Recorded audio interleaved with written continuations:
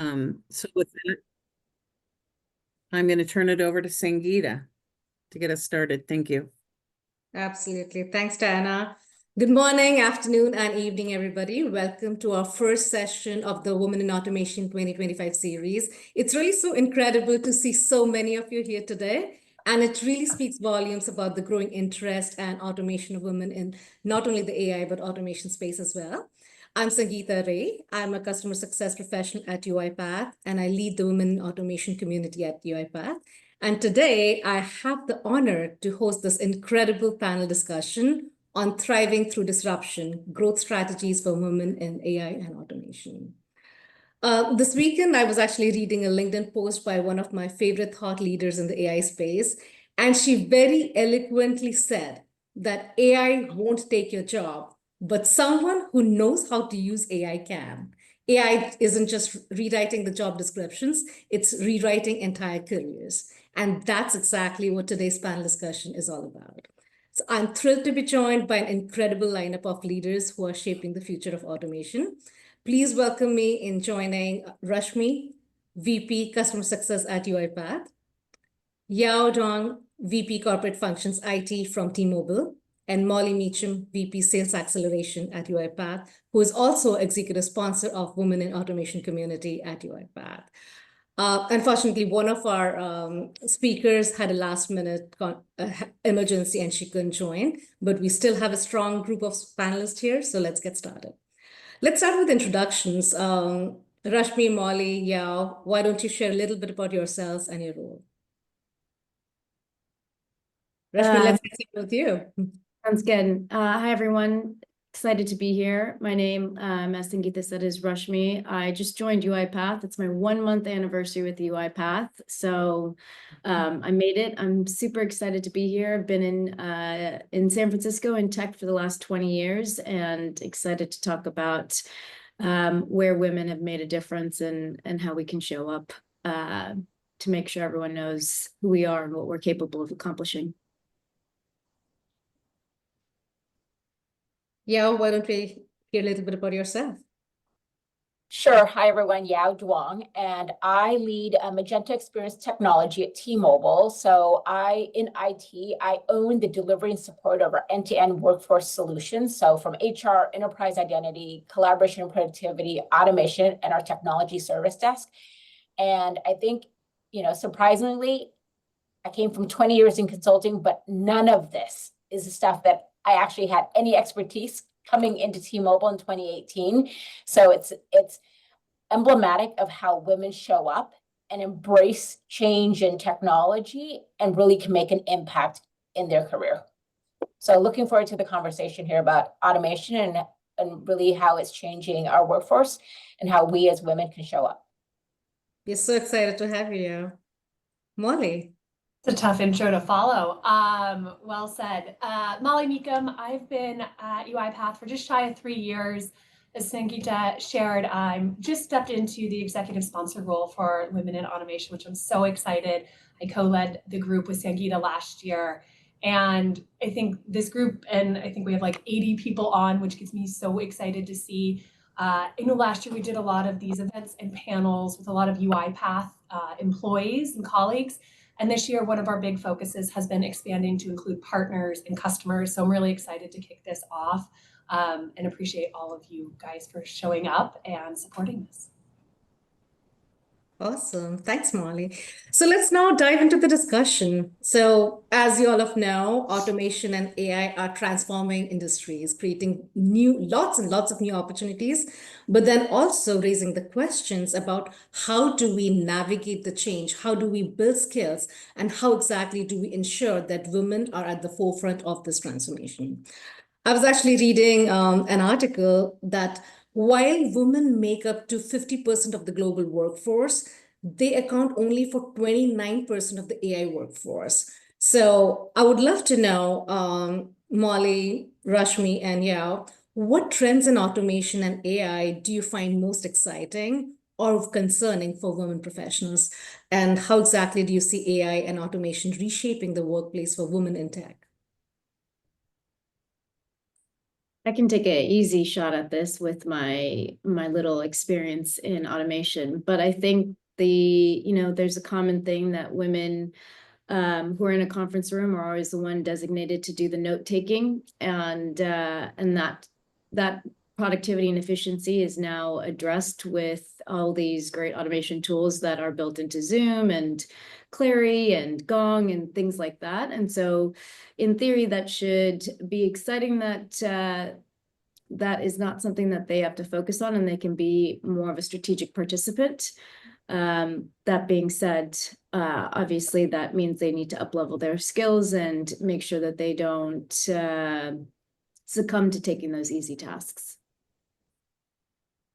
Absolutely. Yeah, and I two- think Go ahead, yeah, yeah. women disproportionately represent the roles, right, that are repetitive, task-based, manual. So it's as with AI and automation, how do you think about the work differently? How do you with the removal of that repetitive manual work, how do you look at your job now?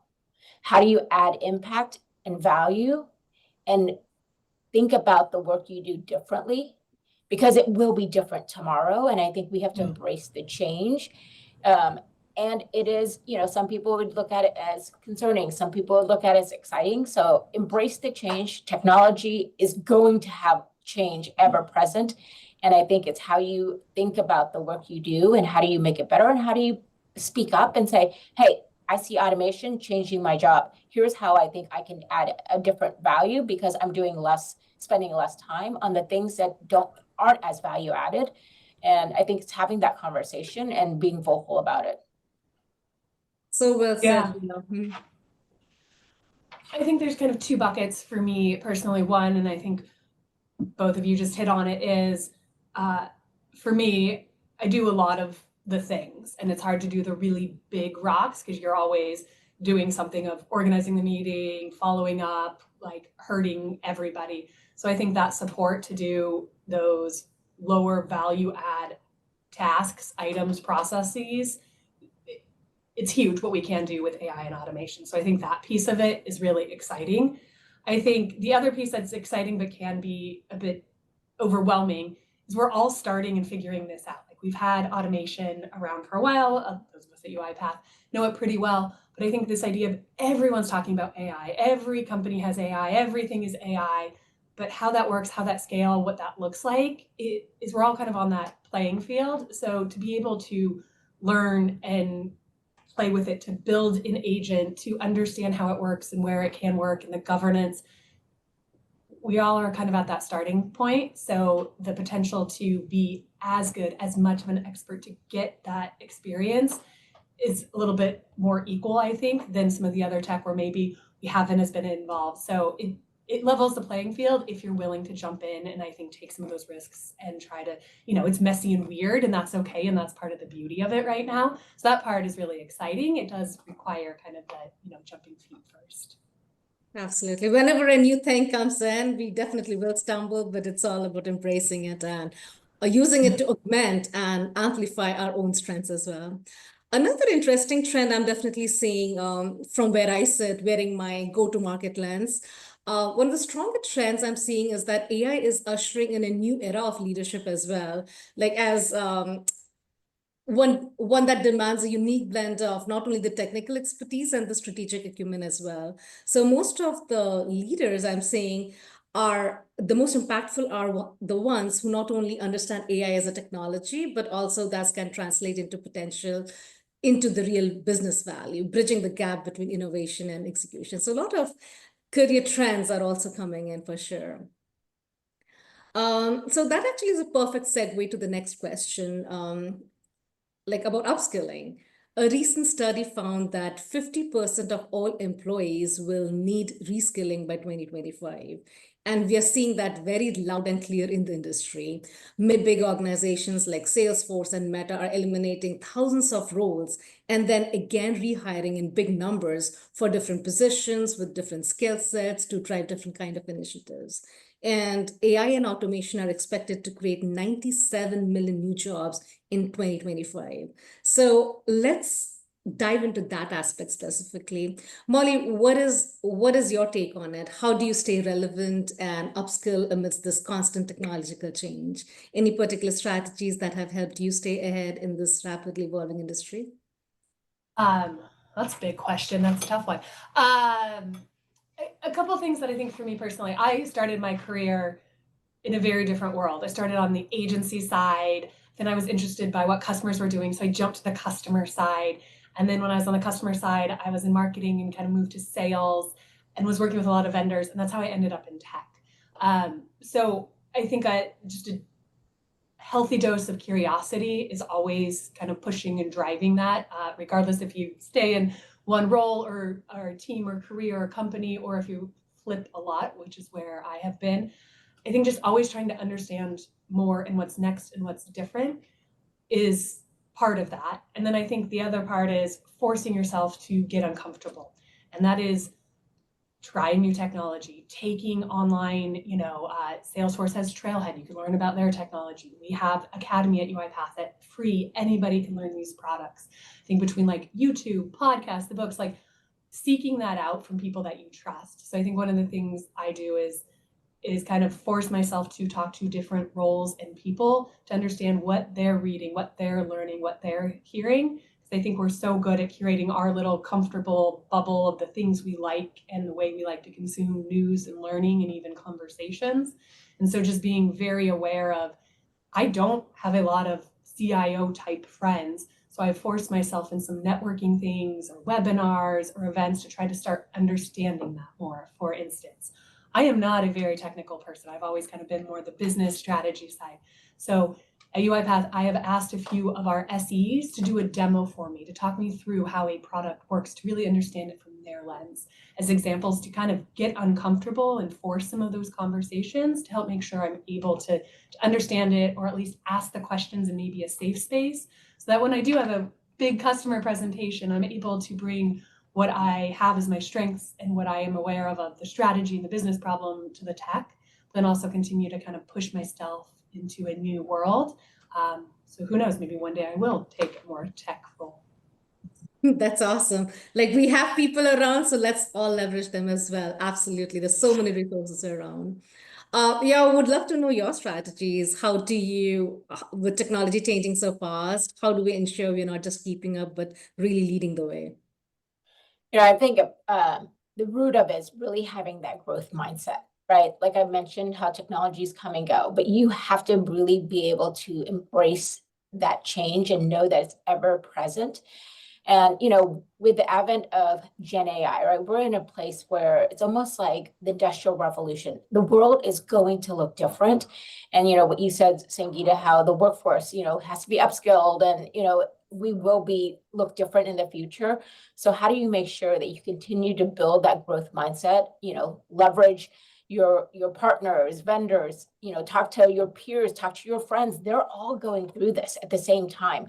So we're all, like Molly said, it is a level playing field right now. You have an opportunity to actually get ahead by tapping into more of the sources that are available everywhere. I mean, you open up Instagram, you're learning about AI, as you scroll with your, looking for things that your friends have posted. So I think there's, even in your day-to-day, AI is infiltrating everything we do. So you have an opportunity to tap into those sources and not just think about at the workplace. Because I think we limit ourselves when we're just focused on what we can learn in the workplace itself. We have so many more opportunities out there. And also, I think to be successful in this new world, also think about the other skills you bring to the table.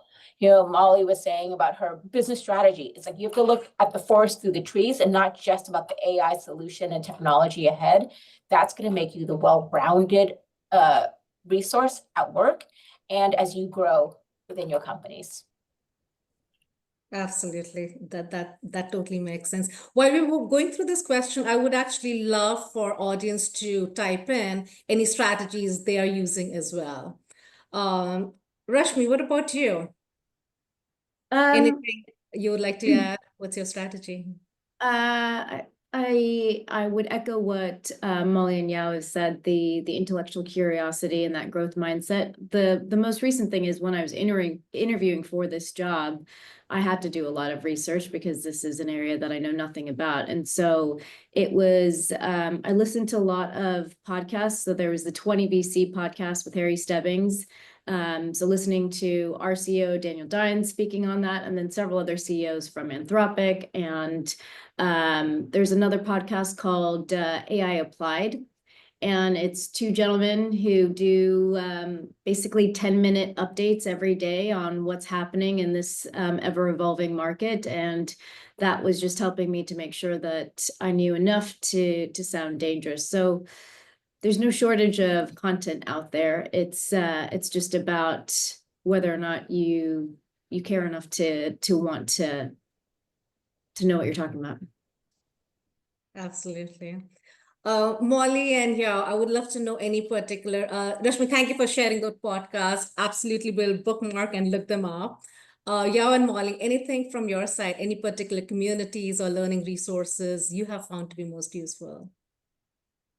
So I come from a background of market research, so I love my Forresters, Gartners, and I know not everybody has access to those, but I think there are some that are more widely available, but I think that is, for me, I love those sources because it does take a broader industry view and it really looks at the tools in the marketplace and really highlights, where there are strengths and opportunities right across our vendor landscape. So that's something that I use daily.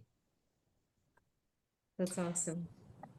Yeah, I go in ebbs and flows. I am a big podcast person too, and also with the different news articles, my attention span's like a goldfish, so I'll get lost. So I use actually some of the AI tools. We were just talking about this morning. There's a couple. I think one is called Notebook LLM, where you can take like an article and it'll make it a podcast for you.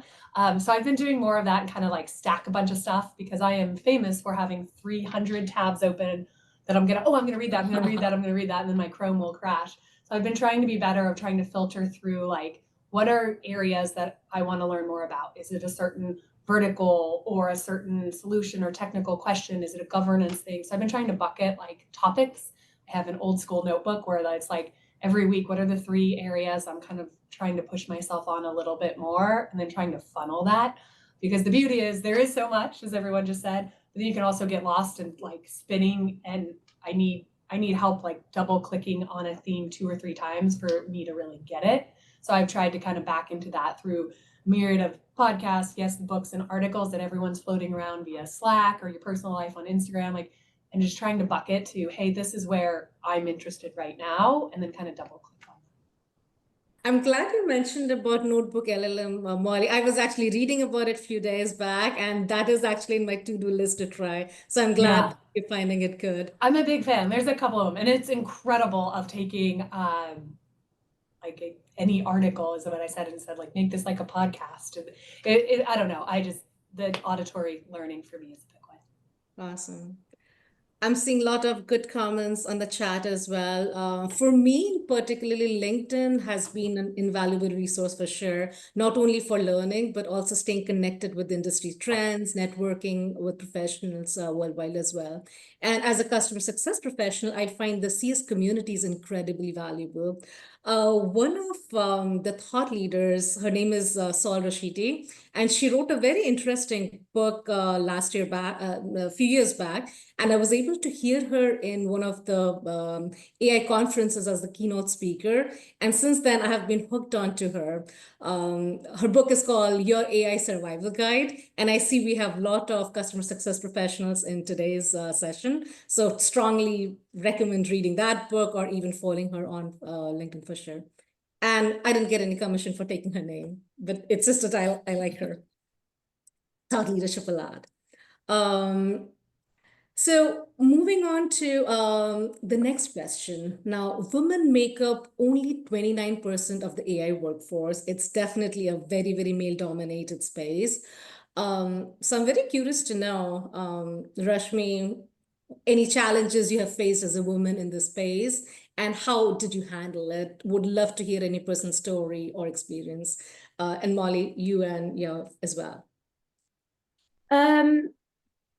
For better, for worse, I don't know if the AI automation space is unique in having so few women. Working for the last 20 years, I've been in sales and sales leadership and customer success, and it is predominantly dominated by men. I've usually been the only woman in many of the rooms. In terms of how I've overcome it, I've been really lucky in having great champions, both men and women, who have advocated for me. And I think not getting bogged down in being the only woman and just doing a good job. And when you do a good job, when you solve problems, people notice that. And that's where people want to coach you and take you under their wings. And I am a notoriously bad networker. Every boss that I've had has told me I need to network better, and I find it to be really uncomfortable. But when I do build connections, I think I can build powerful connections that are authentic. And so that's what I've kind of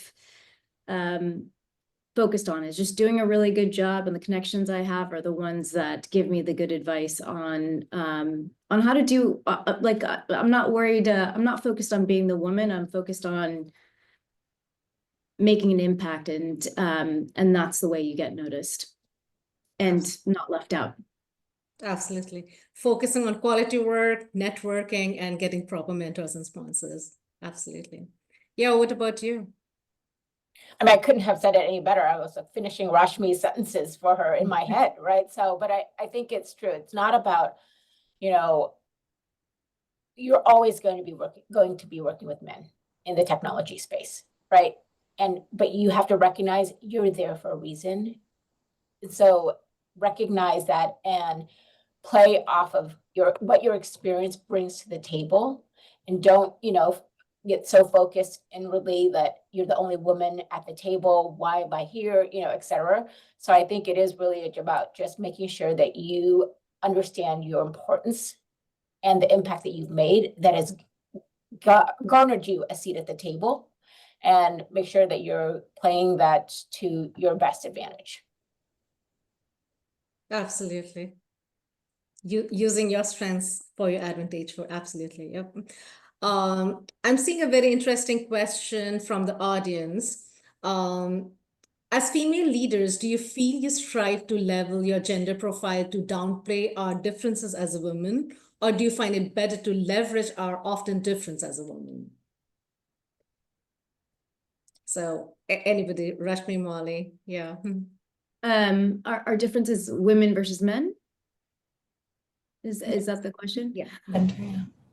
I mean, I think it's both. I think, I've done these tests, these personality tests, these DISC tests, and usually the assessment says that I'm dominant because I have to be, and not because that's my default setting. And so that takes a lot of energy. And so that there is that piece of it where I'm trying to be the same, and I wear 6-inch heels so that I'm close to eye level, my Napoleon complex, and make sure they know that I'm in the room too. So in that way, I'm trying to assimilate, but in other ways, I think there are superpowers being a woman, where you can read a room better, you have situational awareness, you're aware of who's quiet and not speaking up that you need to extract information out of. You're aware of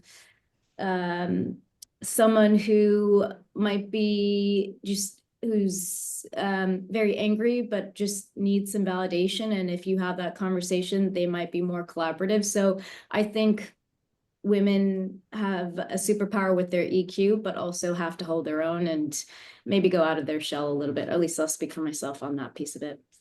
Yeah, I can totally correlate with that, Rashmi. I'm like, being heard and being seen, being a petite woman, I'm a big fan of big heels as well. I know, Molly, you don't have to do anything different for that because you're so tall.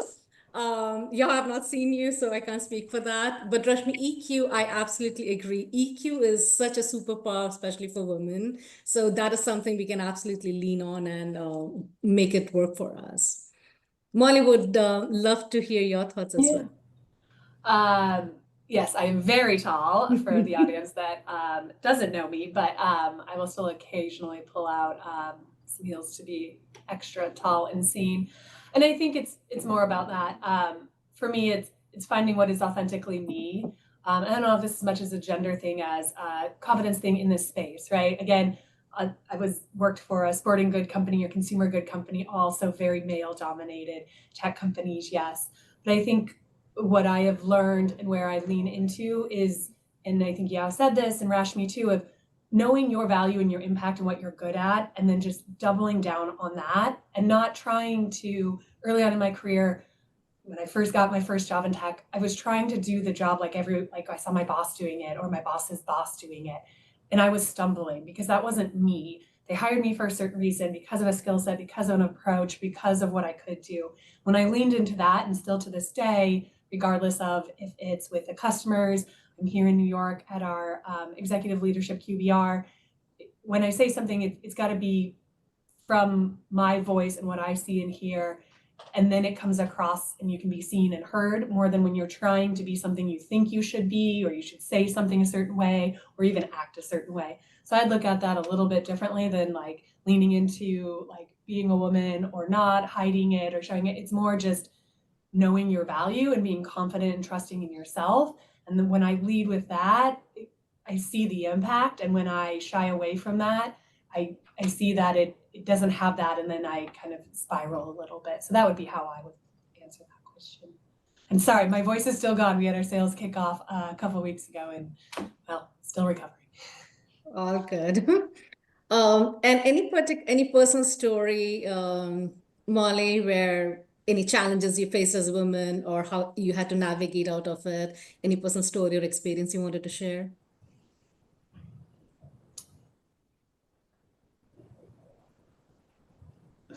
I don't know. Anyone else got something on the tip of their tongue?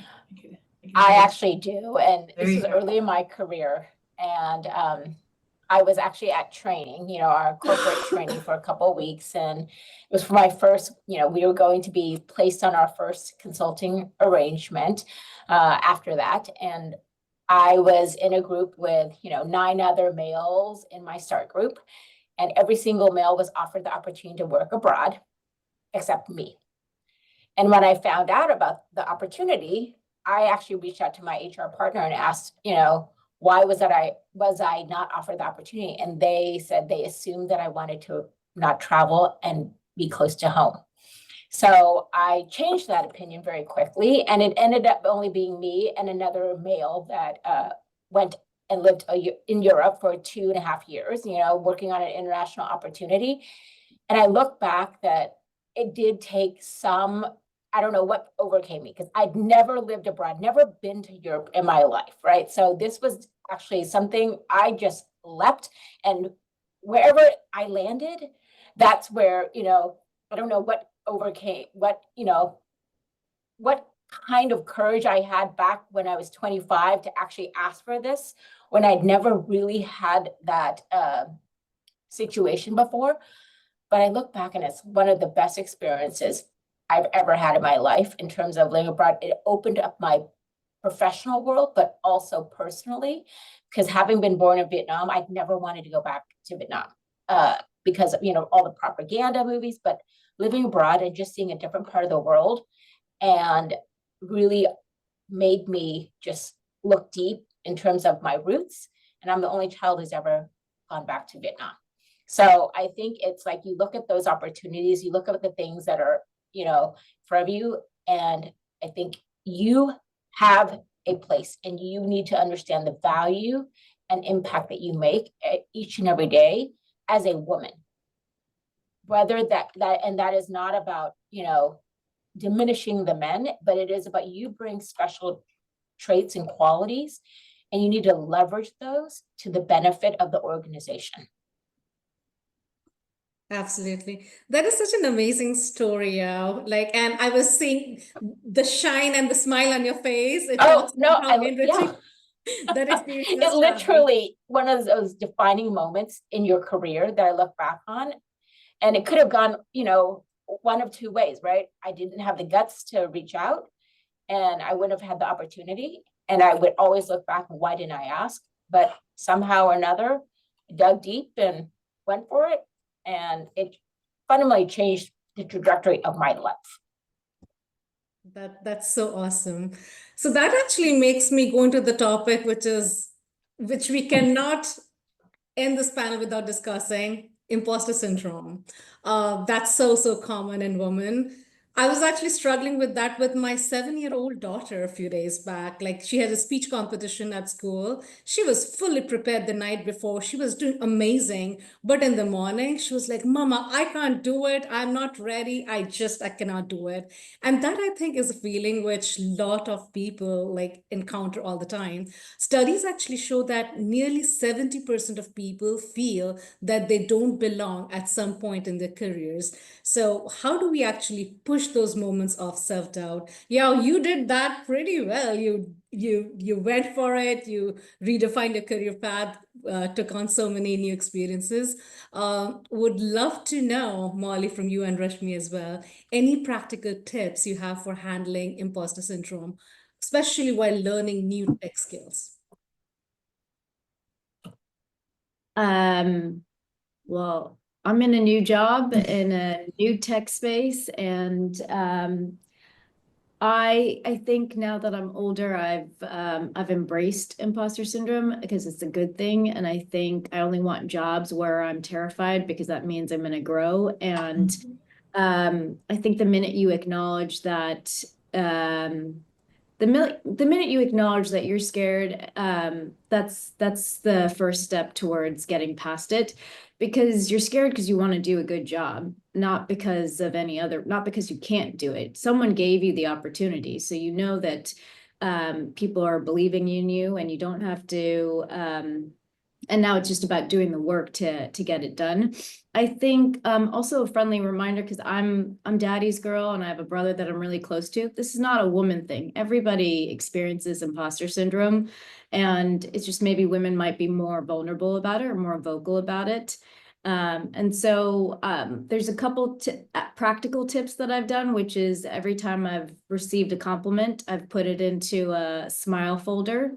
And it's just when I'm feeling really low or worried, just go back to it as a reminder of other people have said these are things that I can do well. And then the other piece of it goes back to what we said about growth mindset and curiosity. Much of the imposter syndrome is the unknown, so it's just about trying to learn as much as you can, and eventually it dissipates, and then you're bored, and then you want the next challenge. Absolutely, for sure. I like that smile folder you're talking about, Rashmi.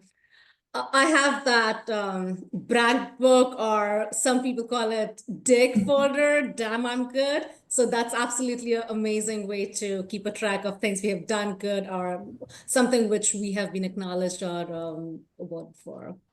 Yeah, what about you? Any practical tips from you? Maul, if you wanted to add something. Yeah, I mean, I think Rashmi nailed it for sure. There's a couple of things that I think as I've kind of gotten older and settled into being myself that have helped me. One is control what you can control. That's preparing. That's knowing what you can, right? It is going to be a new job, a big meeting, something you don't know. AI and automation is changing every single day. But I think that preparing, like for me, if it's a big presentation, it is the dry runs, it is the prep, it is feeling comfortable in what I'm wearing and not trying a new outfit. Like, the look good, feel good, do good, like is a big one for me, of feeling comfortable in my skin, making sure I'm prepared. Though that helps a lot.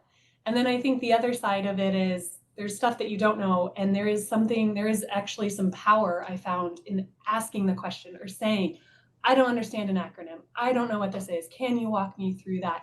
Of that beginner's mindset is so cherished. And I think we all look at it sometimes as like, oh, I am less than, or I don't know, or I'm the imposter. But being able to kind of take that and have a position of power of saying, I am willing to ask this question. I am helping 90% of the room have the same question. So just kind of coming in with that and there's words and phrases that you can kind of lean on, that I have my go-tos that help me have a little crutch to get there. But I've also seen others do that and learn from their ability to lean into that, and that has helped me.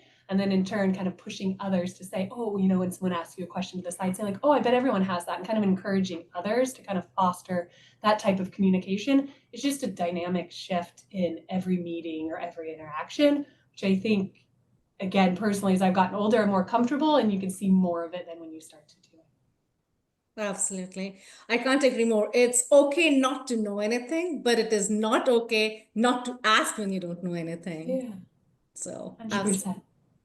now let's talk a little bit about leadership. Like all of you are so established. Three of you have amazing career trajectories.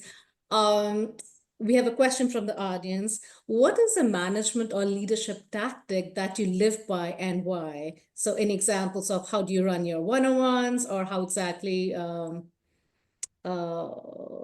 sorry, the question went away. So let's talk about Hey, any leadership Sangita, it's or Olympia. I was just Yeah. asking about, is there a management tactic that you all live by? Like, I just, it's always awesome to hear wisdom from other people and what they do in their jobs that you are proud of, that you think, I'm really good at this, or I run my team this way and it's been effective. I would love to hear that, please. I think for me, when I give feedback, I ask for it in return. And even that's when it's informal, not during our formal cycles, but I think it's a learning opportunity for me as a leader. How am I supporting my teams? And if I'm not hearing it directly from them in the moment, I think it builds, and then, things, you don't want to wait for feedback. And I think as a leader, I'm always wanting to understand, how am I supporting my team? Am I getting the best out of them from what I do to support them? So it's really making sure that there is the two-way communication between you and your people. And that's like with you and your leaders even, right? How do you make sure that you're having that open dialogue for the benefit of yourself, your career, and the organization? I mean, it's a little bit trite for me to say this, but I do believe in servant leadership, and part of that is consistency. That the team I always have a one-on-one. I was telling the team that I know it's super cool on LinkedIn right now to say one-on-ones are not in style, but I always have one-on-ones. And even though everything can be really busy, I'll always make extra time to meet with the team. Yesterday, I had 6 of the leaders who used to report to me at my last company reach out to me, and I was like, "Is something in the water?" And they know that I've advocated for them and I'm championing for them, and I hope to prove myself here as well. And the way that you do that is you just keep showing up for them, and it's not just the leaders, but for the EICs. I try and meet with as many people on the team as possible. And everything I do is for the team. I get feedback from them and then act on that. And so that it takes time to prove that. But if you're asking for a philosophy, I think that the people are what drive an effective team. And if you take care of the people, then that's where you get results. As trite as it sounds, you got to know it. You got to feel it to really know that I'm not full of it.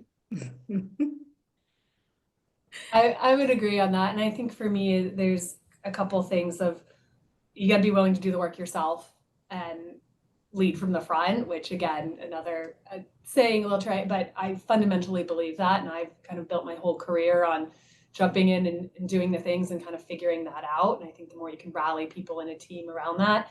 And I think the other thing is believing that people are well-intentioned. I think sometimes we get caught up in how, especially digital communications, Slacks, texts, stuff going with AI and automation, sometimes things get lost. And so being okay to step back and understand, come from a place of probably well-intentioned, did things get off the rails? How can you come back to that? I think is pretty powerful in an age where we're so quick to kind of move on or judge or silo things. So that's been a big one of late for me as well. That's awesome. Now, talking about continuing on the topic of management and leadership, like three of you, you really have done so well. You're sitting in the executive leadership teams, you're having discussions with the C-suite all the time. So let's talk a little bit more about that. How can women develop executive presence and confidence in the boardroom discussion and the C-suite? Confidence isn't just about what you know, but it's also about how you show up. So what are some of the key ways women can strengthen their presence in the leadership conversations? Go first. Go for it. Well, I've been lucky enough in my career that I have had the opportunity to present in board meetings a couple of times, not just the full glass rooms. And it's been a bit terrifying initially, but it's not you're going to be disappointed with my answer, but it's just really about preparation. And I've had if you're invited to the room, they want you in the room. So it's just making sure that you show up properly. And one of my CEOs, his advice to me was to listen to as many earnings calls as possible. So going back to the learner's mindset, that's one of the things that I've actually done is if I'm in a room full of CEOs or C-level executives, listening to earnings calls for that company, for competitor companies, and trying to use that same language so that I show up well. But in terms of other things, it's not rocket science. It's about body language, making sure some feedback that I've always been given is I had a boss who said that in the conference room, I was always wearing my jacket because I was freezing because it's always cold in these conference rooms. And he said that I give off a vibe that I'm closed off. And so, wearing a lot of sweaters so that I'm not wearing a jacket and things like that. But there are small things where you don't realize what you emote. I'm also a very animated person. And so I've proactively tried to work on making sure that I'm not communicating with my face, an eye roll or locking eyes with my friend in the room when someone says something that is questionable or whatever it might be. So working on my poker face. Those are a couple of my 2 cents. That's awesome, Rashmi. I actually aim to be very animated as well, and keeping a poker face has been very tough for me. But I can see the value it can have. Molly, what about you? I think Rashmi nailed it on a few things. Again, that like preparing and controlling, because you are going to be nervous, questioning, worried. So I would go back to kind of what I said of being authentically you, but setting yourself up for success by doing the things that are going to get you there. I also think for me personally, I want to keep going in trying to learn that less is more sometimes, and pausing and forcing that, make the point, let it sit, let it land, and be, instead of just jumping in and keep adding more, has been something that is hard. And I think in boardrooms, it gets very different of, and Rashmi said this, knowing your audience, right? How does the C-suite, does the ELT, do your in customer meetings, how does different customers talk in culture and approach? I think kind of that, again, research or preparedness of understanding the audience you're talking to and how to talk to them matters. Just like for the sellers on the call, we sell different to a CIO than we do to a CTO than a CEO. It's the same thing when you're talking to a VP or a COE leader or your team member or the executive leadership. There's different words and phrases and cadences. So just knowing your audience and what's important to them in that moment, I think can really set up that conversation or that presentation versus just always having the same message and style of communication at all times. Great tips, Molly. Thanks for sharing that. The role of allies is also very strong, like it's very critical. So I'm reading the comments from Scott Dresser. Scott, thank you for those amazing remarks and comments. He says that I think women are such great leaders. If I think of the 10 best leaders I've worked with in my career, 5 have been women, even with the skewed ratio of men to women. Women in tech are amazing. And I had an opportunity to work with so many colleagues, customers and partners. Scott, thanks for saying that. So let's talk a little bit about the roles of the allies. Open to all the panelists here. How can men and organizations better support women in automation and AI? How do we build those allies and leverage them as well?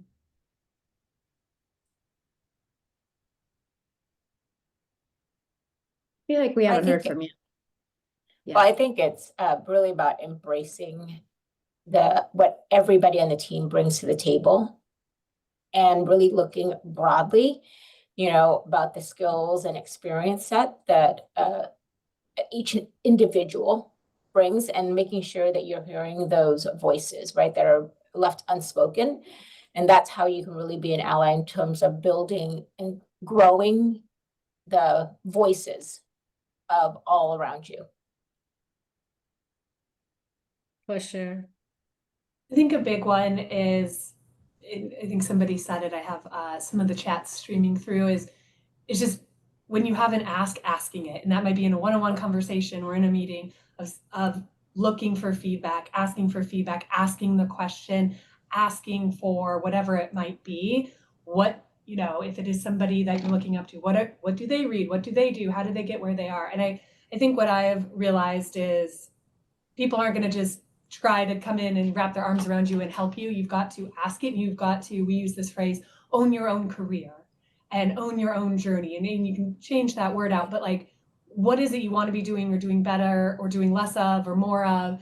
And then how do you do that? And then what I have found, and I've been very lucky to have amazing colleagues and mentors and bosses and allies, but I also will say I have learned from my mentors to do that. Go and ask for what you need. And if somebody says no, which I personally have never had, then go ask somebody else, and that's okay. So I think this idea of kind of owning that and helping drive that allyship is amazing. And then I think you have people like Scott who recognize and see it and then continue to do that for others.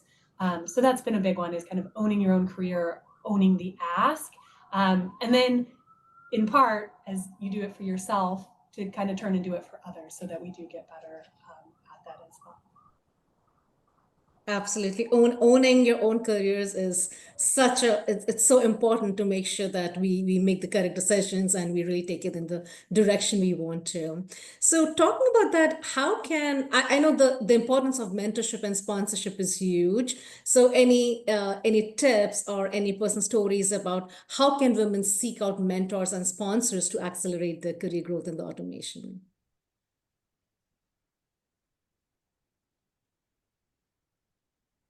This is where, Well, I think first, go for it, go yeah. ahead, Sangita. No, go. I think the first is understanding the difference between a mentor and a sponsor. Because I think a lot of people use them interchangeably, and a mentor is going to guide you, right? It may be in new areas, things that you're interested in, help you as a objective point of view. Whereas a sponsor is going to coach and support you in your career journey where you are and advocate for you from a growth perspective. So I think that's where you have to really understand the difference and make sure you're leveraging the right people in both of those roles to make sure that you're getting what you need. And also, in a mentor, I think a lot of people think about mentorship just very broadly. But what do you want a mentor for? Do you want somebody for communications? Do you want somebody for help you build your strategy, be more strategic in how you think about, the work and beyond the industry, et cetera. So I think you really need to focus on what you want out of a mentor, because that's where you're going to get the most value. Absolutely. Cool. Anything, Rashmi or Molly, you wanted to add on that? I think it's very important to understand the difference between sponsor and mentor and have different people to support the different roles for you. The only thing I would add is, for me, it's again my fatal flaw and something that I feel uncomfortable asking for help. And a Chari family thing is we're a hermit. I'm a rock, I'm an island, and I have to like actively break out of it because it feels, I don't want to bother anyone or anything like that. But what I would say, the inverse of what Yao said, I've had the opportunity to be mentors for other folks. And it is about knowing what you want, because sometimes they'll come on a call and they'll be really unprepared and they'll be like, oh, what do you want to talk about? And, how did you get to where you are? I think being very intentional about what you're looking for, if it's a career pivot, if it's a meeting that you want to prepare for, being very specific about where you need help, as opposed to just trying to build a connection and using up a 30-minute block. 100%. I think the big thing, so I've been on kind of both sides of that. And what's helped me is trying and joining different programs. So I was, there was this group, it was called the Network of Executive Women. I helped join that board and run it in some of the programs, and it wasn't a fit. It wasn't the right group of people or the right organizational level. And I was trying to help, and I was more frustrated by it. So then I kind of ended my time helping that out because that wasn't the right fit for where I was, what I was trying to do. I live in Boulder, Colorado, and there's a big university there. They actually have a mentorship program as part of their business school. And I've been a part of that where you're matched with a student. And I love that program. I love the rigor and the program. And you have a kind of a teaming agreement. And it is like, for me to help guide someone, to help me figure out how to guide someone, the kind of the program guardrails to me is exactly what I wanted to do to be able to connect and do more. So I've also kind of learned on both sides of it, being the mentor or the mentee, of trying and finding. I, for a while, joined Chief, which is that big group, like finding and being okay with, hey, this works and I'm going to stick with it for months or years or a lifetime, or trying something and saying, hey, this just isn't the right fit or isn't for me right now. I think has been really helpful, again, on kind of both sides, so that everyone finds what works for them in that moment or that season of their career, but also gives the proper support or lack of, so that it can put the onus to develop in the way that you want to at that time. For a while, I felt like I kind of floundered on that, didn't know what I wanted or this or that. And so then I was frustrated by groups or orgs, when really you just got to kind of do a little bit of a dating game to see what's out there and what you need and find that match. Absolutely. That was amazing. So we talked about leadership and mentorship and finding allies as well. Now let's pivot back to the main AI and automation topic, which we're talking about. I'm looking at the time. We just have a little bit of more time left. So why don't I ask the final question? What advice would you give women navigating the uncertainty in their careers due to automation and AI advancements, so that they not only survive, but they also thrive? So AI and automation will continue to evolve, so adaptability is the key. Any advice you have for the women looking to future-proof their careers? I think it's the same as before, evolve or die. Not to be dramatic about it, but there's a great opportunity here, and the more you lean in and become a subject matter expert, the more valuable you're going to be, because this isn't going anywhere anytime soon. So it's all the research and the homework that you do isn't going to be in vain. It's just going to make you a really viable candidate for your next opportunity. Absolutely. Yeah, what advice do you have to give our audience today? Next, be proactive. And we talked about being proactive, driving your career, but it's also like, how do you think about your work today? How do you think about AI and automation changing the work you do today? Challenge the status quo. We are in a new time and place. So look at the world differently, embrace the change, and see how you make an impact in the job you do today and the job you want tomorrow. That's awesome. Ditto. You both nailed it. And I think part of it is because there is no roadmap, right? When we talk about like automation, just getting better, more efficient, right? When this is the technological shift, I think, is the great unknown. So now is the time to try things versus, I came from a world where we had like CRM and e-commerce, and like websites were just getting better, and there were new little features and functions. We got to that point, CRM, ERP, right? All of these applications and things. AI and automation is anything goes. So now is the time to try. And even if you fail, like, it doesn't matter. Everyone is figuring this out and trying and learning. And I think if we don't do it now, then it gets harder, then it gets scarier, then you get more behind. So just go and try and throw something out there, because you don't know where it's going to go. I mean, to me, that's the most exciting piece. Absolutely. So well said, Molly. I'll quickly share one of the frameworks by one of my great thought leaders, which I really loved. She talked about if you want to future-proof your career and unlock new opportunities with AI, it's all about the 5 A's. So amplify your superpowers using AI. As we said, AI doesn't replace the talent, it just enhances it. So just identify your unique strengths, find the AI tools that scale your expertise, and let AI become a force multiplier for you. The second A is augment, like augment your life with the AI toolkit. Like we talk about a couple of tools here, Notebook LLM, you talked about Molly, and there are quite a few, Perplexity, and quite a few others as well. So let's find those AI tools which can really work as a competitive advantage for us and do the work for us, making us more, available to do more value-added stuff. And then anticipate the low level tasks so that you can focus on those higher value works. Lean in the skills like critical thinking, communication, cross-functional leadership, the things which are completely irreplaceable by AI. And then, of course, automate, let AI handle the routine, and accelerate. Let AI become the navigator for you into the new era of leadership.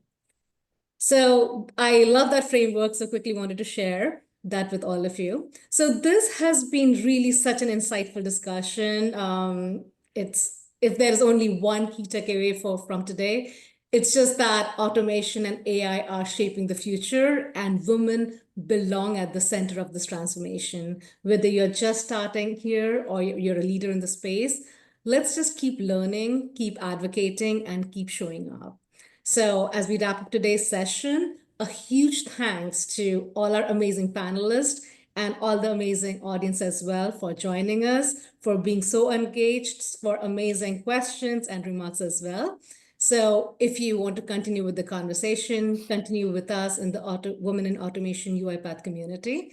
And then don't forget, we have a lot of additional sessions coming up next few weeks as well.